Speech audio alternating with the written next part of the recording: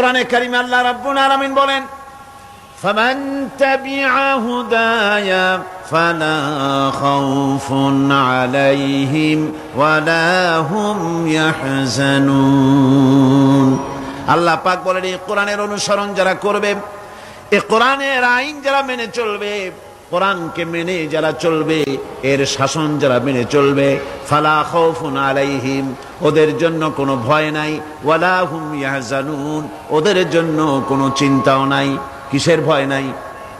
যেই সমাজে কোরআনের আইন চালু হয়ে যাবে, ওই সমাজের ভিতরে চুরির ভয়, ডাকাতির ভয়, জেনার ভয়, হত্যার ভয়, ধর্ষণের ভয়, লাঞ্ছনার ভয়, গঞ্জনার ভয়, কোনো ভয় থাকবে না।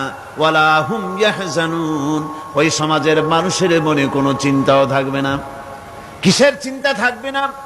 যেই সমাজে কোরআন চালু হয়ে যাবে, কোরআনের আইন দিয়ে সমাজ পরিচালিত হবে, ওই সমাজের মানুষের খাওয়া পড়া, শিক্ষা, চিকিৎসা, বাসস্থানের কোনো চিন্তা থাকবে না। ইসলামী সমাজ তার গ্যারান্টি দেবে। জোরে বলেন সুবহানাল্লাহ, জোরে বলেন আলহামদুলিল্লাহ। এটা আল্লাহ পাকের ওয়াদা। কার ওয়াদা? জোরে কোন তো?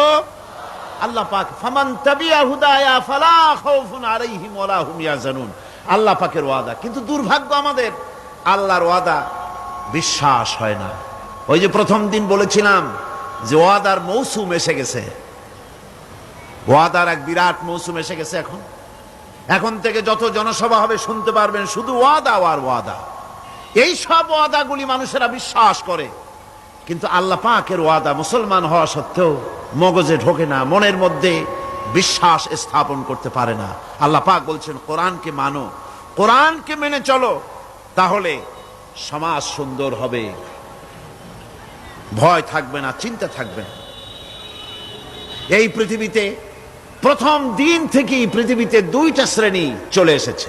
এই পৃথিবীতে একটা হচ্ছে ধনী, আর একটা হচ্ছে দরিদ্র।